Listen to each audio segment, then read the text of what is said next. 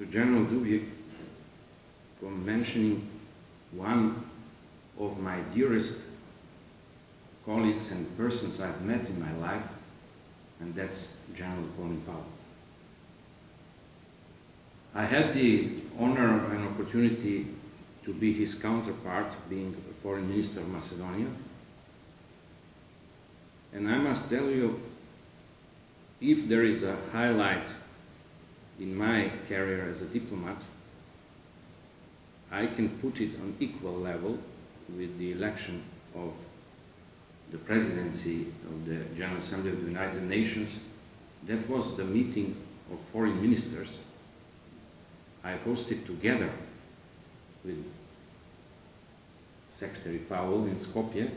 It was the only time in the recent history of our region that all the foreign ministers of all the southeastern European countries, 13, were at the same table. That doesn't happen very often, and it doesn't go without saying, believe me. I know what I'm talking about. There are always bilateral disputes, competition, misunderstandings, frictions, and so on, which do not allow some of the people to join. That very moment when the aircraft of the secretary landed in Skopje airport, and he came out, he was in suit like me, but I imagined that a 4-star general is coming out of the aircraft. So I reported to him and said, "General, mission accomplished, they are all here." And he was also surprised, I must say, because we did not expect them all to be there. So, mentioning this mission of Secretary Powell and what General Dubje mentioned as a practice of states here in the United States to cooperate with new democracies, with the countries in transition, I learned again something, that I have made a mistake because I accepted an assignment by the governor of Kentucky to be his honorary colonel, so I have to change now and to ask Vermont to accept it.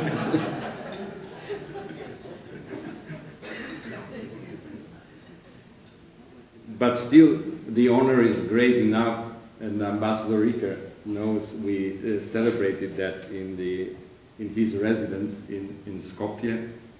But on that occasion, he didn't whisper to me that I should have made another option, rather Vermont than Kentucky. But what I can promise is that we will never wage war with Vermont.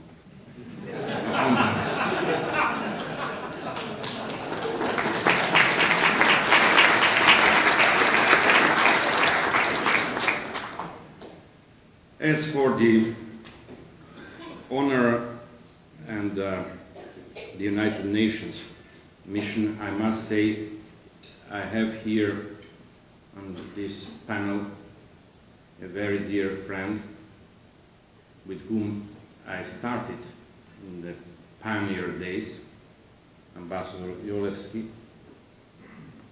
We were working closely together in preparing another diplomatic mission that was the first ambassadorship of Macedonia to Germany, and I had the honor to be our first ambassador to Germany.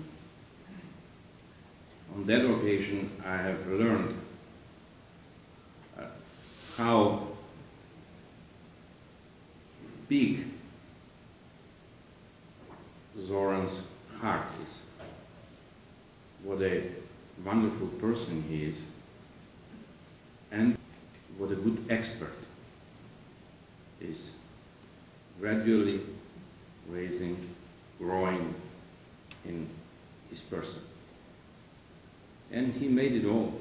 He started from that level all the way to become our ambassador in the United Nations in Geneva, now in the United States. And everybody knows what does it mean for Macedonian diplomacy to be as the ambassador in the United States. That's more than a mission. And on top of that, as it happens to people like him, the government took advantage of that and gave him one of the most grateful assignments you can have in Macedonia, to talk to our southern neighbor about the differences in the name issue. But I'm confident, and I know that Zoran will be successful in that one as well. But that is certainly not going to be a one-man mission. He will have the support of all of us, of all the citizens of Macedonia, and we appreciate very much the support of the United States in this regard, because I can tell you here, and reveal maybe a state secret, but for that you don't go to jail in Macedonia, believe me. On May 2nd, 2001, I accompanied our then president, the late President Boris Trajkovski, in his first visit to the United States. And that was actually a first state visit of a president of Macedonia. President Ligorov was in the working visit. This was a state visit of President Trajkovski, and we had the opportunity to talk to President Bush.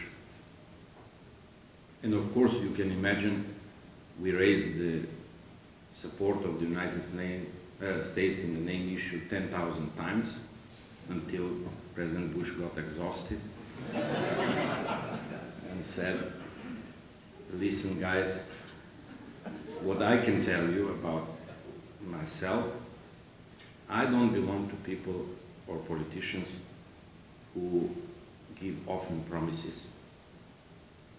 I don't do that because I'm not sure that I can keep them all. I rather belong to people which gave rarely promises, but then I keep them and I deliver. And that's what he did. 4 years later, the United States recognized Macedonia with its constitutional name, and that is also a part of our sincere friendship and partnership and alliance.